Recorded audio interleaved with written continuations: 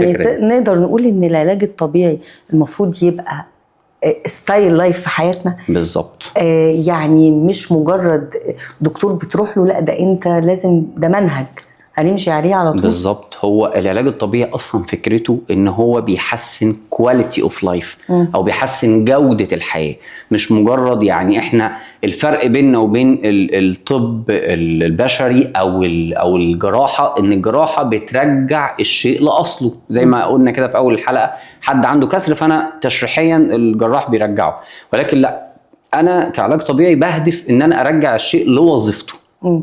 فوظيفته ده ان انا احسن الكواليتي اوف لايف، ان الشخص ده ما يحسش بالام، ان الشخص ده مجهوده البدني يبقى افضل، ان الشخص ده قعدته تبقى صح. فهو لايف ستايل زي ما حضرتك قلتي، ان انا ازاي اخلي الشخص ده مستمتع بحياته، بيأدي وظيفته بشكل كامل، مفيش حاجه بتعوقه. الناس اللي عندها لا قدر الله اعاقه احنا بنشتغل معاهم ان هو الديس ايبل ده او مش قادر، لا ان انت قاعد على كرسي، لا انا هخليك تمشي على عكاز، لا انا هخليك تمشي بدل عكازين واحد، لا انا هدفي بقى ان انا اشيل لك العكاز، لا انا هدفي ان انا اتزانك يبقى افضل.